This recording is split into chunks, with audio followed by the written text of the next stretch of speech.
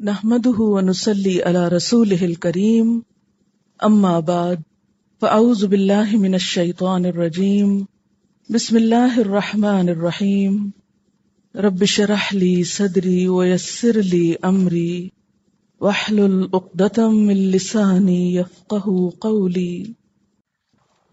کتنے فیصد اللہ کی باتیں؟ حدیث میں نہیں آتا کہ اللہ کا ذکر اتنا کرو کہ لوگ دیوانہ کہنے لگے، لوگ ریاکار کہنے لگے، بہت دکھاوا کرتا ہے، شو آف کرتا ہے، یعنی ہو نا انسان ریاکار لیکن لوگ سمجھنے لگے کہ یہ ایسے ہی دکھاوے کی باتیں کرتا ہے، ہر ایک کو محسوس ہونے لگے کہ آپ اللہ کی بات بہت کرتے ہیں، کرنے لگ گئے ہیں، چلیے اچھی بات، لوگ کٹنے لگتے ہیں، نہیں، خوبصورت طریقے سے اللہ کی باتیں کریں، لوگ جڑنے لگیں گے۔ اللہ کی باتوں میں جو مزہ ہے وہ کسی اور چیز میں ہے ہی نہیں، لیکن ڈپینڈ یہ کرتا ہے کہ آپ کرتے کس طرح ہیں۔ آپ دیکھیے بچوں کو لے کر بیٹھے ہیں، اللہ تعالیٰ کی باتیں شروع کریں، گھنٹوں بیٹھے رہیں گے، اٹھیں گے نہیں، لیکن آپ کو کہانی سنانے کا ڈھنگ آنا چاہیے، اللہ کی باتیں کرنے کا سلیقہ آنا چاہیے۔ ایکچولی مشکل یہ ہے نا کہ ساری زندگی تو ہم دنیا کی باتیں کرنے کا سلیقہ سیکھتے رہے، اب یک کہاں سے سیکھ لیں یہ سارے سلیقے؟ آپ دیکھیں لوگوں کو باتیں کرنے کا بہت سلیقہ آتا ہے، لیکن کون سی؟ اپنے پسندیدہ ٹاپک پہ خوب بولیں گے، گھنٹوں بولیں گے، لیکن جب کوئی دوسری بات کرنی پڑے گی تو کیا ہوگا؟ تو لگتا ہے بات ہی نہیں آتی۔ تو ہر ایک اپنا اپنا جائزہ لے کہ کس بات میں اس کی زبان چلتی ہے اور کہاں آ کر وہ بند ہونے لگتی ہے اور پھر کوئی بات نہیں رہتی۔ خود کو ٹیسٹ کریں کہ کون سی باتیں ہوتی ہیں کہ آپ کو روکنا مشکل ہو جاتا ہے، سٹاپ لگانا مشکل ہوتا ہے، ابھی بس، اور کون سی باتیں ایسی ہیں کہ جہاں آپ کہتے ہیں اور کیا بات کریں، اور کوئی بات ہی نہیں ہے۔ اللہ تعالیٰ ہم سے کیا چاہتے ہیں؟ اشد ذکر، اللہ کا ذکر سب سے زیادہ ہو۔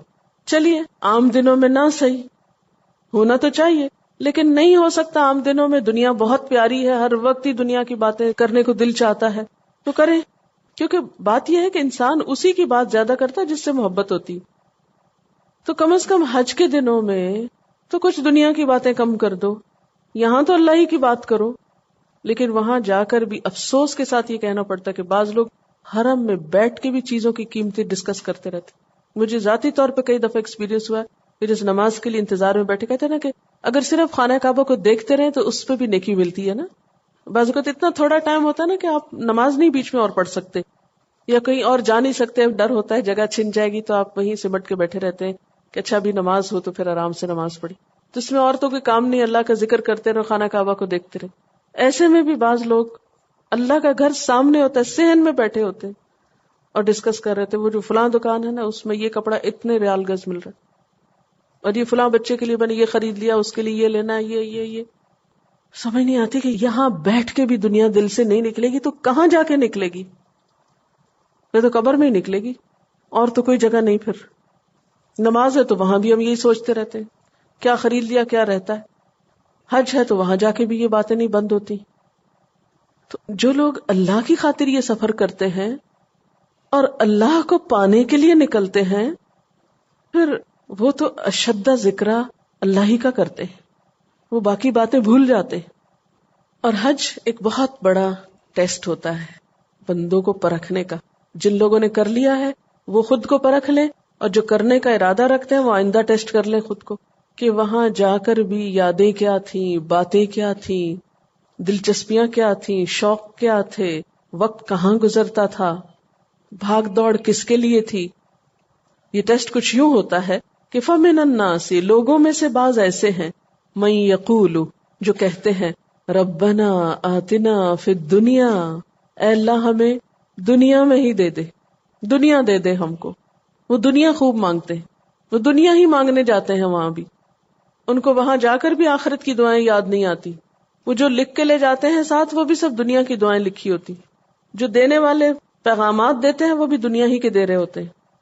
ہمارا کاروبار اچھا ہو جائے، ہمارے بچوں کی شادیاں ہو جائیں، ہماری فلاں مشکل آسان ہو جائے۔ وَمَا لَهُ فِي الْآخِرَةِ مِنْ خَلَاقٍ، ایسے لوگوں کو آخرت میں کچھ حصہ نہیں ملتا، ایسے لوگوں کا آخرت میں کچھ حصہ نہیں۔ خلاق، خلاق کا لفظ جو ہے خ لام قاف سے ہے، ہر طرح کی بھلائی کا ایک معین حصہ یا بھلائی کا بڑا حصہ، یا کہتے ہیں کہ وہ حصہ جو انسان اپنے اخلاق کی وجہ سے حاصل کرتا ہے، بھلائی کا وہ حصہ جو انسان اپنے اخلاق کی وجہ سے حاصل کرتا ہے. فَمِنَ النَّاسِ مَن يَقُولُ رَبَّنَا آتِنَا فِي الدُّنْيَا وَمَا لَهُ فِي الْآخِرَةِ مِنْ خَلَاقٍ. تو لوگوں میں سے بعض یہ کہتے ہیں اے ہمارے رب ہمیں دنیا دے دے، دنیا میں دے دے. وَمَا لَهُ فِي الْآخِرَةِ مِنْ خَلَاقٍ، اور ان کا آخرت میں کوئی حصہ نہیں ہوتا. ظاہر ہے جو جس مقصد کے لیے حج کرے گا وہی ملے گا اس کو. جو دنیاوی فائدوں کے لیے حج پہ جا رہا ہے، تجارت کرنے جا رہا ہے، دنیا کا مال کمانے اور بڑھانے کی جس کو فکر ہے اس کو وہی مل جائے گا، وہ دعائیں بھی ویسی مانگے گا. اور جس کو آخرت کی فکر ہے وہ دنیا مانگے گا تو صحیح لیکن آخرت کو بھولے گا نہیں. وہ کیسے دعا مانگے گا؟ وَمِنْهُمْ مَن يَقُولُ، بعض یہ بھی کہتے ہیں ربنا آتنا فی الدنیا حسنۃ وفی الآخرۃ حسنہ، اے ہمارے رب ہمیں دنیا میں بھلائی دے دے اور آخرت میں بھی بھلائی دے دے. وقنا عذاب النار، اور ہمیں آگ کے عذاب سے بچا لے. ان کو آگ کے عذاب سے بچنے کی فکر ہوتی ہے. ظاہر ہے جو جس تڑپ کو لے کے وہاں پہنچتا ہے پھر وہ وہی کچھ وہاں جا کے مانگتا ہے. دراصل دعا انسان کی اندرونی کیفیت کا اظہار ہوتی ہے. جو شخص جس غم کو پالے ہوئے ہوتا ہے اسی چیز کے ازالے کے لیے دعائیں کر رہا ہوتا ہے. ایک دن آپ سے کہا تھا نا میں نے کہ اپنے اپنے غم لکھیں، تو اب ان غموں کو پھر یاد کر کے دعائیں دیکھیں اپنی، کہ جب ہمیں صرف دنیا کے غم لگتے ہیں تو ہماری دعائیں بھی صرف دنیا تک قید ہو کر رہ جاتی، اور جب ہمیں آخرت کا غم لگ جاتا ہے تو پھر ہماری دعاؤں میں آخرت بھی شامل ہو جاتی. دنیا مانگنا نہ برا ہے نہ منع کیا گیا ہے، دنیا میں رہنا ہے اور دنیا بھی ایک ضرورت ہے. اور چونکہ ہمیں دنیا سے پہلے واسطہ پڑا ہے اس لیے پہلے دعا دنیا ہی کی ہوگی تاکہ اس کی فکروں سے فارغ ہوں تو پھر آگے کی بھی اچھی طرح سوچ سکیں. اور پھر وَفِي الْآخِرَةِ حَسَنَةً وَقِنَا عَذَابَ النَّارِ، اور صرف آخرت کی بھلائی ہی نہیں مانگی بلکہ اس کے ساتھ ساتھ آگ سے نجات بھی مانگی، یا اللہ آگ سے بچا لینا. یہ ہیں اولی الالباب، عقل والے، جو آخرت کے عذاب سے پناہ مانگتے ہیں. خاص طور پر آگ کے عذاب سے بچنے کی بات کیوں کی گئی؟ اس لیے کہ بہت سے لوگ آگ سے گزر کر جنت میں جائیں گے، آگ میں سزا بھگت کر جنت میں جائیں گے. تو اس وجہ سے کیا سکھایا گیا کہ اس بات کی دعا مانگی جائے کہ یا اللہ ہم آگ سے تو بچا ہی لیے جائیں، خواہ جنت میں پہنچے لیکن آگ سے بچ کر پہنچے، آگ میں نہ جانا ہو. ایسے لوگوں کو حدیث میں آتا ہے جہنمیون کہا جائے گا، جو پہلے آگ میں جائیں گے پھر اس کے بعد جنت میں جائیں گے. اور جنت میں جانے سے پہلے ان کے جسم پر پانی ڈالا جائے گا نہر الحیات سے، اس سے ان کے جسم پھر سے اگیں گے کیونکہ راکھ جو بن چکے ہوں گے. اور جب وہ پورے بن جائیں گے تو ان کے جسم کے اوپر جلنے کے نشان بھی ہوں گے. جب وہ جنت میں پہنچیں گے تو نشان ہوں گے نا، پھر اللہ تعالیٰ وہ نشان بھی مٹا دیں گے. تو اس لیے ہم اس بات پہ مطمئن نہ ہو کے بیٹھ جائیں کہ ہم نے نیک کام کر لیا اب تو جنت کا دروازہ خود ہی کھل جائے گا ہمارے لیے، اور ہمیں تو آگ سے کیا کام. جیسے یہود کہتے تھے لن تمسنا النار الا ایاما معدودہ، چند دن ہی تو آگ میں جانا پڑے گا، اگر گئے بھی تو کیا فرق پڑتا. نہیں، چند دن بھی بڑے بھاری ہیں. وقنا عذاب النار. نبی صلی اللہ علیہ وسلم حج کے دوران طواف کرتے وقت اور دوسرے اوقات میں اکثر یہی دعا مانگتے تھے، ربنا آتنا فی الدنیا حسنۃ وفی الآخرۃ حسنہ، کیونکہ جامع دعا ہے، اس میں دنیا اور آخرت کی سب بھلائیاں آ گئی. اصل میں ہوتا ہے نا، وہاں رش بھی ہوتا ہے اور انسان بسا اوقات تھکا ہوا بھی ہوتا ہے، بسا اوقات بہت دعائیں یاد بھی نہیں ہوتی، اور بعض اوقات جذبات سے اتنا اوور ویلمنگ ہوتا ہے سارا ایٹماسفیئر کہ وہ کیفیت ایسی ہوتی ہے کہ یاد بھی نہیں آتا کہ مجھے کیا چاہیے تھا، وہ فکریں بھی بھول جاتی ہیں. تو پھر بہترین دعا کیا ہے؟ ربنا آتنا فی الدنیا حسنۃ وفی الآخرۃ حسنۃ وقنا عذاب النار. اچھا، اب حسنہ کی جو ڈیفینیشن ہے وہ کیا ہے؟ یہ بھی قابل غور. حسنہ سے مراد صرف دنیا کا مال و دولت ہی نہیں، دنیا کی اچھی چیزیں ہی نہیں، دنیا میں حسنات نیکیاں کمانے کی توفیق بھی ہے کہ اللہ دنیا میں ہم کو حسنہ عطا کر. تو مراد کیا ہے؟ نیکی کرنے کی توفیق عطا کر، اچھا اخلاق عطا کر. وفی الآخرۃ حسنہ، اور آخرت میں ان نیکیوں کی جزا عطا کر. حسنہ ایسی حالت جو اللہ تعالیٰ کے نزدیک پسندیدہ ہو، یعنی اپنے پسندیدہ حال میں ہم کو رکھ. پسندیدہ اعمال کی توفیق دے، اور دنیا کی جو نعمتیں ہم کو ملے اس سے بھی ہم تیرے اور قریب ہو جائیں، تجھی کو پالیں، صحت ملے تو تجھے راضی کرنے کے کام کریں، زندگی ملے، جوانی ملے، طاقت ملے، مال ملے، اولاد ملے، جو کچھ بھی ملے ان سب چیزوں سے پھر تیرے ہی قریب ہوں، تیرا ہی قرب پائیں، تجھی کو پائیں، کیونکہ جس سے محبت ہوتی ہے انسان اس کی خاطر ہر چیز لگانے کو تیار ہو جاتا ہے، ورنہ محبت کا دعویٰ جھوٹا۔ تو جب ایمان کا تقاضا ہے والذین آمنوا اشد حبا للہ، ایمان والے اللہ کی محبت میں سب سے زیادہ شدید ہوتے ہیں، تو پھر یہ نہیں ہو سکتا کہ انسان جس سے محبت کرے اس سے کچھ بچا کے رکھ لے، یہ نہیں ہو سکتا۔ آپ دیکھیں نا، مثلاً آپ اپنے بچوں سے محبت کرتے تو آپ ان سے کچھ بچا کے تھوڑی رکھتے ہیں، بلکہ اپنا بھی بچا کے ان کے لیے رکھ لیتے ہیں۔ یعنی ماؤں کا حال کیا ہوتا ہے، جو اچھی چیز ہوتی ہے اس کو کس کے لیے بچا کے رکھ لیتی ہیں، بچوں کے لیے بچا کے رکھ لیتی ہیں، اور ہر وقت ایک ایک کے بارے میں سوچتی رہتی ہے، اچھا اس کا یہ ہو گیا تو اب اس کے لیے کرنا ہے، اس کے لیے کرنا ہے تو اس کے لیے کرنا ہے، سارا دھیان انہیں میں ہوتا ہے۔ تو بالکل اسی طرح جس کو اللہ سے محبت ہو، پھر یہ نہیں ہو سکتا کہ آپ اللہ کی خاطر اپنا مال بچا کے رکھ لیں، نہیں، پھر اللہ کی خاطر مال لگائیں گے، وقت لگائیں گے، جو بھی قوت ٹیلنٹ آپ کو ملے گا وہ اس کی خاطر استعمال کریں گے کہ جتنا بھی لگ جائے اس کے راستے میں لگ جائے، کسی کام آ جائے، بچا کے کیا کرنا ہے۔ اولئک، یہی تو وہ لوگ ہیں، لہم نصیب، ان کے لیے حصہ ہے، مما کسبوا، اس میں سے جو انہوں نے کمایا۔ نصیب نصب سے ہے، نصب کہتے ہیں گاڑ دینے کو، جیسے لکڑی نصب کر دی جاتی ہے نا، فکس کر دی جاتی، یعنی ان کے لیے فکسڈ حصہ ہے، انہوں نے اپنا سب کچھ لگایا تو ان کا پروفٹ بھی فکسڈ ہے۔ اولئک لہم نصیب مما کسبوا، لیکن یہ فکسڈ پروفٹ کہاں سے؟ مما کسبوا، اس میں سے جو انہوں نے کمائی کی۔ کسبہ کمانا کیا پڑا تھا؟ ہاتھ کی کمائی۔ اب سمجھ میں آتا ہے نا کہ جب عربی کے لغت کے اندر جاتے ہیں تو پھر جو سمجھ میں آتی ہے بات وہ ویسے نہیں آتی۔ ہاتھ کی کمائی جو خود کی، یہ نہیں کہ کسی سے کرا لی مزدوری پہ، تم بیٹھ کے سب میرے لیے قرآن پڑھ دو، میں تم کو کھانا کھلا دوں گی۔ مما کسبوا، اس میں سے جو کمائی کی۔ واللہ سریع الحساب، اور اللہ جلد حساب لینے والا ہے۔ یہ دن زندگی کے بڑی جلدی گزر جائیں گے اور کل وہ پوچھے گا۔ وہ حدیث میں آتا ہے نا، ابن آدم کے قدم اس وقت تک میدان حشر سے ہلیں گے نہیں جب تک 5 باتوں کا جواب نہ دے دے۔ جو جلد سوال ہونے والے ہیں وہ کیا ہے؟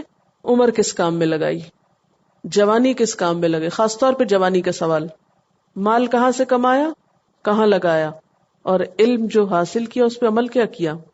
اچھا، یہ جو جلد حساب لینے والا ہے تو اس کے بارے میں آتا ہے کہ جو فوت ہو گیا اس کی قیامت آج قائم ہو گئی، اس کا حساب تو ہو گیا، چاہے قیامت کئی ہزار سال بعد آئے، لیکن جو آج فوت ہو گیا اس کی قیامت تو آ گئی۔ اب اس نے تو دنیا میں نہیں آنا، اس کے لیے تو آگے کا حساب ہے، اس کا حساب تو شروع ہو گیا۔ تو واللہ سریع الحساب، اللہ جلدی حساب لینے والا ہے۔ مت انتظار کرو، مت سوچو کہ اچھا اگلے سال کر لیں گے، پھر کبھی کر لیں گے، جو نیکی کا موقع ملے کر جاؤ، کچھ پتہ نہیں واپسی کا دن، واپسی کا سفر کب آ جائے۔ وَاذْكُرُوا اللَّهَ فِي أَيَّامٍ مَّعْدُودَاتٍ، اور ذکر کرو اللہ کا گنے چنے دنوں میں۔ آپ دیکھیے کہ روزوں کے لیے بھی کیا لفظ استعمال ہوا تھا، ایام معدودات۔ حج بھی کیا ہے، ایام معدودات، چند دن تو ہیں، ہمیشہ تھوڑی یہاں بیٹھے رہو گے، ہمیشہ تھوڑی یہاں آؤ گے۔ دیکھیں نا، حج ایک لائف ٹائم ایکسپیرینس ہوتا ہے نا، ایک ہی دفعہ جاتا ہے نا انسان، اگر دوبارہ جانے کا موقع ملے تو بھی چند دن ہوتے ہیں نا، سارا سال تو نہیں حج ہوتا۔ وَاذْكُرُوا اللَّهَ، اس لیے وہ سفر جو اللہ کی خاطر ہو، وہ دن جو اللہ کی خاطر ہوں، ان میں ذکر بھی اللہ ہی کا ہو، ہر وقت تکبیرات کا ورد ہو، ہر وقت اللہ کا ذکر ہو۔ وَاذْكُرُوا اللَّهَ فِي أَيَّامٍ مَّعْدُودَاتٍ، اور اس سے مراد ایام تشریق ہیں، خاص طور پر ایام تشریق کون سے ہیں؟ وہ 11، 12، 13، ان دنوں کا مخصوص عمل اللہ کا ذکر کرنا اور زوال آفتاب کے بعد تینوں جمرات کو کنکریاں مارنا ہے، اور اللہ کے ذکر میں خاص طور پر تکبیرات، اللہ اکبر، اللہ اکبر، لا الہ الا اللہ واللہ اکبر، اللہ اکبر وللہ الحمد، کثرت کے ساتھ یہ تکبیرات پڑھی جائے، اور خصوصاً نمازوں کے آس پاس، اور کنکریاں مارتے وقت بھی تکبیر پڑھی جاتی ہے، بسم اللہ اللہ اکبر، پھر جانور قربان کرتے وقت بھی تکبیر پڑی جاتی ہے. نبی صلی اللہ علیہ وسلم نے فرمایا کہ یہ دن کھانے پینے اور اللہ کا ذکر کرنے کے، اور کوئی کام نہیں. سارا دن بیٹھنا ہوتا ہے، یا آپ گھومتے پھرتے رہیں، یا آپ کھا لیں پی لیں، نماز پڑھ لیں، پھر ذکر کریں. اور خصوصی طور پر نمازوں کے آس پاس تکبیریں، اللہ کا ذکر کرو گنے چنے دنوں میں. فمن تعجل، تو جو کوئی جلدی کرے، فی یومین، 2 دنوں میں، یعنی 11 اور 12 کے بعد واپس آنا چاہے. کہاں سے؟ منا سے کنکریاں مار کے. فلا اسم علیہ، تو اس پر کوئی گناہ نہیں. اب دیکھیں عرفہ سے کیا کہا؟ ثم افیدوا من حیث افاض الناس. لیکن یہاں کیا ہے؟ یہاں پہلے بھی آ سکتے ہو، یعنی ٹائم میں پہلے آ سکتے ہو. ویسے تو وہاں بھی جانا ہوگا. فمن تعجل فی یومین فلا اسم علیہ، تو جو 2 دن جلدی کر لے، یعنی جلدی یہ کام کر کے پلٹے، تو اس پر کوئی گناہ نہیں. ومن تأخر، اور جو کوئی تاخیر کرے، یعنی تیسرا دن بھی وہیں لگائے، فلا اسم علیہ، تو اس پر بھی کوئی گناہ نہیں. لیکن لمن اتقا، واسطے اس کے جو تقوی اختیار کرے. اب اختلاف تو ہو گیا نا کہ نہیں؟ ہو گیا. کوئی 2 دن رہا، کوئی 3 دن. اب کیا کرنا چاہیے؟ لڑنا چاہیے آپس میں؟ نہیں. 2 دن والے کہیں کہ یہ بدعت کر رہے ہیں، 3 دن والے 3 دن والے کہیں یہ گناہ کر رہے ہیں 2 دن رہ کے. ہونا تو ایسے ہی چاہیے نا. نہیں، ہم تو ایسے ہی کرتے ہیں. دین کے معاملات میں بہت وسعت ہے. اصل چیز 2 اور 3 نہیں ہے. لمن اتقا، جس کے دل میں خدا کا خوف ہو. لیکن ہمارے دلوں میں خدا کا خوف نہیں رہا، اس لیے ہم لڑتے ہیں. اس سے کوئی فرق نہیں پڑتا کہ کوئی 2 دن رہا یا 3 دن رہا. اصل اجر و ثواب کس کا ہے؟ تقوی والے کا. شان و شوکت یا نمود و نمائش کی خاطر تو رہنا نہیں، اللہ کے ذکر کی خاطر رہنا ہے. اور اللہ کا ذکر بھی اسی وقت قابل قبول ہوتا ہے جب اس کے ساتھ ساتھ انسان کے اندر تقوی ہوتا ہے، اخلاص ہوتا ہے، جب اللہ کی خاطر کیا جاتا ہے، دکھاوے کے لیے نہیں کیا جاتا. واتقوا اللہ، اور ڈرو اللہ سے. تقوی تاکہ حج غرور کا ذریعہ نہ بنے. ورنہ تقوی نہ ہو تو دل سے نور چھن جائے گا، نیکیوں کا غرور آ جائے تو پھر نیکی بیکار ہو جاتی. اتنی ایفرٹ کرنے کے بعد بھی، اتنی بھاگ دوڑ کرنے کے بعد بھی، اتنا مال لگانے کے بعد بھی، اتنا وقت لگانے کے بعد بھی حاصل کچھ نہ ہوگا. حج کس کے لیے ہے؟ متقین کے لیے. اور حج کا مقصد کیا ہے؟ تقوی پیدا ہو.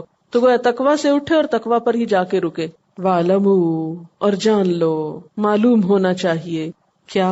انکم، بے شک تم، الیہ تحشرون، اس کی طرف تم سب اکٹھے کیے جاؤ گے. یاد رکھو، ایسے ہی قیامت کے دن سب انسان ایک میدان میں اکٹھے ہو گئے. یہ حشر کا ایک چھوٹا سا منظر ہے. خاص طور پر منا میں جب کنکریاں ماری جاتی ہیں تو آپ نے دیکھا ہوگا اس کے اوپر کوئی چھتری نہیں، کوئی، اور زوال آفتاب کے فوراً بعد یہ کنکریاں مارنی ہوتی. آپ یوں سمجھے کہ تھوڑا سا ہی ڈھلا ہوتا ہے اور زوال سے پہلے ہی لوگ چلنا شروع کر دیتے اپنے اپنے خیموں سے. کتنے دور دور تک خیمے لگے ہوتے، تو بیچ میں گاڑیوں پہ نہیں جاتے، پیدل ہی جانا ہوتا ہے. میلوں میل لوگ دھوپ میں پیدل چلتے ہیں، ساتھ پانی اٹھایا ہوتا ہے، تھوڑا تھوڑا پیتے جاتے ہیں، چلتے جاتے ہیں چلتے جاتے ہیں. اور جب تک وہاں پہنچتے ہیں اتنی شدید گرمی ہوتی ہے اور اتنا رش ہوتا ہے کہ اس رش کی وجہ سے اور گرمی ہو جاتی.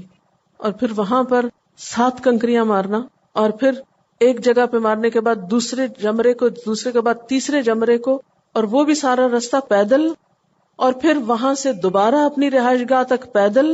اس سے مشکل جگہ کوئی نہیں ہوتی. اکثر لوگ وہیں گمتے ہیں، وہیں پاؤں میں کچلے جاتے ہیں، کیونکہ وہ ایک افراتفری کا سا منظر ہوتا ہے. یہ نا باقی ریچولز تو آپ پھر بھی مل جل کے ذرا سے سکون میں ادا کر لیتے ہیں، لیکن جب آپ کنکری مارنے لگتے ہیں نا تو ایک ریلا پیچھے سے آتا ہے اور آپ کے ہاتھ چھٹ جاتے ہیں اور سمجھ نہیں آتی کہ کہاں گئے. تو عموماً کنکریاں مارنے سے پہلے جگہ متعین کر کے جاتے ہیں لوگ کہ اگر گم ہو گئے تو یہاں پر پہنچنا ہوگا. بہت سے لوگ وہاں کھو جاتے ہیں پھر، کیونکہ کنکری تو خود ہی مارنی ہوتی ہے نا. جب آپ مارنے لگتے ہیں تو اس وقت مارنے کے لیے ایک پوزیشن لینی پڑتی ہے نا.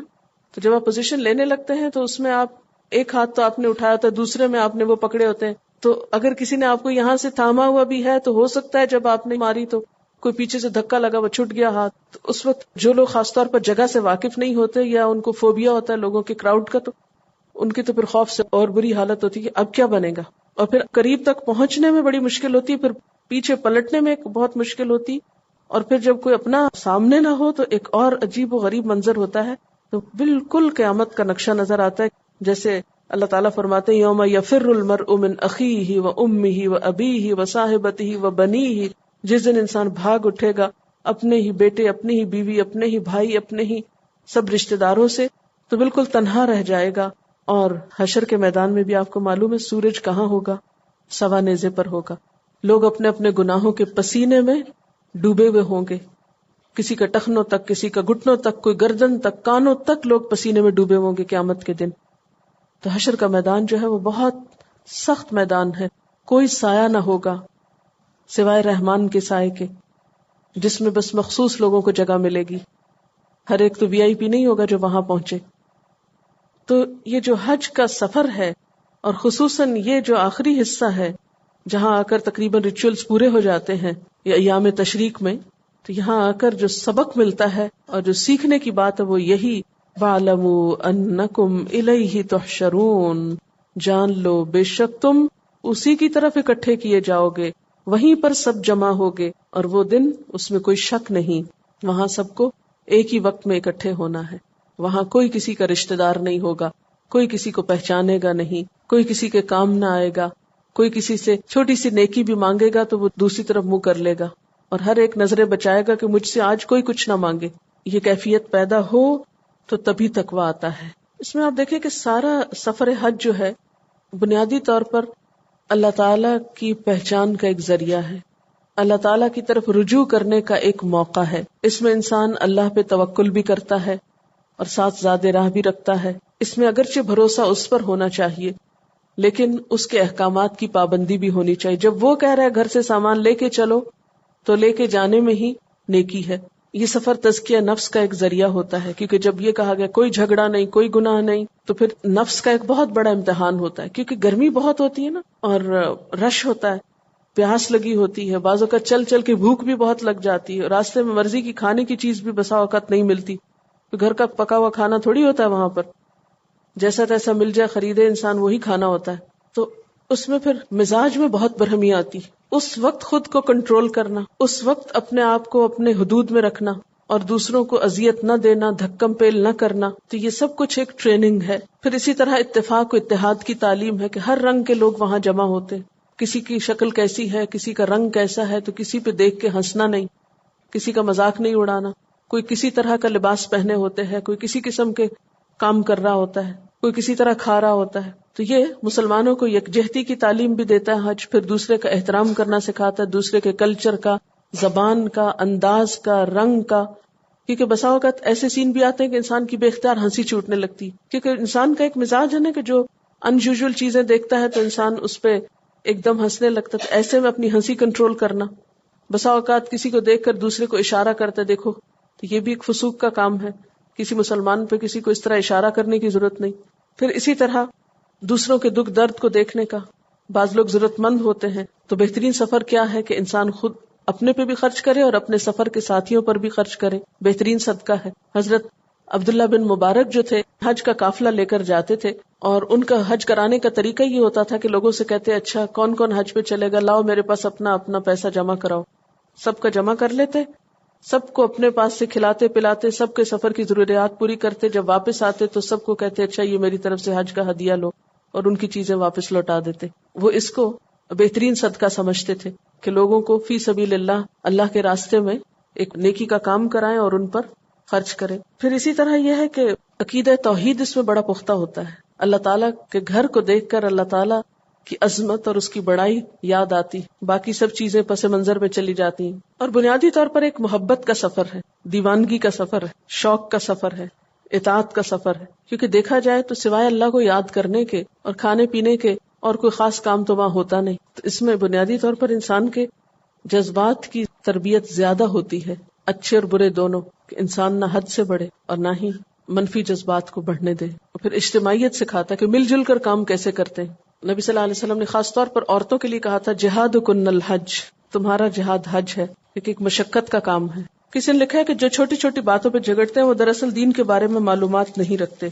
جی ہاں، بنیادی طور پر لا علمی ہے جو لوگوں کو دین کے مسائل پہ بہت زیادہ اختلافات پہ ابھارتی. وَمِنَ النَّاسِ، اور لوگوں میں سے. کون سے لوگوں میں سے؟ الناس کا لفظ استعمال ہوا ہے تمام انسانوں میں سے. قرآن پاک کا پہلا ہدف کیا ہوتا ہے؟ اس جگہ، اس علاقے اور ان لوگوں کی اصلاح جہاں پر قرآن پاک نازل ہو رہا ہے. اور پھر اس کے بعد چونکہ قرآن پاک صرف ان لوگوں کے لیے نہیں تھا، سب کے لیے تھا، ہمیشہ کے لیے تھا، تو پھر ان حالات جیسے جہاں بھی جب بھی حالات پیش آئیں گے تو وہی آیات اس موقع پر رہنمائی کریں گی جو اسی قسم کی ملتی جلتی سچویشن میں نازل ہوئی. تو یہاں پر الناس سے مراد مدینہ والے ہیں، لیکن پھر اس کے بعد دنیا میں سے کہیں پر کوئی بھی لوگ مراد ہو سکتے ہیں. وَمِنَ النَّاسِ اور لوگوں میں سے من جو یعجبک تعجب میں ڈالتی ہے تجھ کو، پسند آتی ہے تجھ کو، بھلی لگتی ہے تجھ کو. کیا؟ قولہ اس کی بات، فی الحیات الدنیا دنیا کی زندگی میں، یعنی انسانوں میں کوئی ایسا بھی ہے جس کی باتیں دنیا کی زندگی میں تمہیں بہت بھلی معلوم ہوتی ہیں، بہت اچھی لگتی ہیں. وہ کیا کرتا ہے؟ وَيُشْهِدُ اللَّهَ عَلَى مَا فِي قَلْبِهِ اور وہ گواہ بناتا ہے اللہ کو اس چیز پر جو اس کے دل میں ہے، یعنی اللہ کے نام کی بہت قسمیں کھاتا ہے، یعنی اپنی جھوٹی باتوں کا یقین کروانے کے لیے قسمیں کھاتا ہے. وَهُوَ أَلَدُّ الْخِصَامِ حالانکہ وہ سخت جھگڑالو ہے، حقیقت میں وہ ایسا خوش اخلاق نہیں، بہت زیادہ جھگڑالو ہے. الد کا معنی ہوتا ہے بہت سخت عداوت رکھنے والا، بہت سخت دشمنی رکھنے والا، جھگڑالو شخص. اور الخصام کہتے ہیں جھگڑے میں غالب آنے والا، جھگڑا کرتے ہوئے غالب آنے والا. تو الد الخصام کا مطلب کیا ہوا کہ بہت سخت عداوت رکھنے والا جھگڑالو شخص جو جھگڑے میں غالب آنے والوں سے بھی بڑھ کے جھگڑا کرنے والا ہے، یعنی سخت ٹیڑھا، سخت بغض رکھنے والا، بہت جھگڑا کرنے والا. اس آیت کے بارے میں کہا جاتا ہے کہ مدینہ میں ایک شخص تھا جس کا نام تھا اخنس بن شریق. وہ شخص منافق تھا، بہت فصیح و بلیغ اور شیریں کلام تھا، بہت میٹھی باتیں کرتا تھا. نبی صلی اللہ علیہ وسلم کو اس کی چکنی چپڑی باتیں جو تھی وہ بہت پسند آتی، اور بات بات پہ اللہ کی قسم کھاتا، بار بار اللہ کو گواہ بنا کر کہتا کہ وہ بہت سچا مسلمان ہے اور مسلمانوں کا دلی دوست ہے. اللہ تعالیٰ نے حضور صلی اللہ علیہ وسلم کو اصل صورتحال سے آگاہ کیا اور فرمایا کہ اس کی باتوں پر مت جاؤ، کیونکہ یہ تو سخت جھگڑالو قسم کا انسان ہے. اس کی باتیں دنیا کی زندگی میں کیوں اچھی لگتی ہیں؟ کیونکہ وہ دوسروں کو خوش کرنے کی، دل لبھانے کی باتیں کرتا ہے. یعنی یہ جو منافق ہے یہ کیا کرتا ہے؟ لوگوں کے دل لبھانے کی باتیں کرتا ہے. وَإِذَا تَوَلَّى اور جب وہ منہ موڑتا ہے. تولا کا ایک معنی ہوتا ہے منہ موڑنا اور دوسرا معنی ہوتا ہے حکومت کرنا. تو دونوں معنی یہاں لیے جا سکتے ہیں کہ جب وہ باتیں کر کے قسمیں کھا کے واپس جاتا ہے یا پھر اس کو کوئی حکومت مل جاتی ہے تو اس کا طرز عمل کیا ہوتا ہے؟ سعی فی الارض لیفسد فیہا وہ دوڑ دھوپ کرتا ہے زمین میں کہ اس میں فساد برپا کرے، لوٹ کھسوٹ کرے. یعنی جیسی اس کی باتیں خوبصورت ہوتی ہیں ویسے اس کے کام خوبصورت نہیں ہوتے. کہا جاتا ہے کہ اخنس بن شریق اسلام سے پھر کر مکہ واپس چلا گیا اور راستے میں مسلمانوں کے جو کھیت ملے انہیں اس نے جلا دیا اور جو جانور نظر آئے انہیں مار ڈالا اور اس طرح خوب فساد کیا. اسی لیے فرمایا وَيُهْلِكَ الْحَرْثَ وَالنَّسْلَ وہ ہلاک کرتا ہے کھیتی کو بھی اور نسل کو بھی. نسل جانوروں کی بھی ہو سکتی ہے، انسانوں کی بھی ہو سکتی ہے، یعنی کھیتوں اور انسانوں کا یا جانداروں کا دشمن ہے. وَاللَّهُ لَا يُحِبُّ الْفَسَادَ اور اللہ تعالی فساد کو پسند نہیں کرتا. تو اس کا کیا مطلب ہے کہ اللہ تعالیٰ کو صرف خوبصورت باتوں سے خوش نہیں کیا جا سکتا، جھوٹی قسموں سے خوش نہیں کیا جا سکتا، کیونکہ جو شخص خواہ باتیں اچھی بھی کرے لیکن عملی طور پر زمین میں فساد پیدا کرتا ہے ایسا شخص اللہ تعالیٰ کو سخت ناپسند ہے. وآخر دعوانا ان الحمد للہ رب العالمین. سبحانک اللہم و بحمدک نشہد ان لا الہ الا انت نستغفرک و نتوب الیک.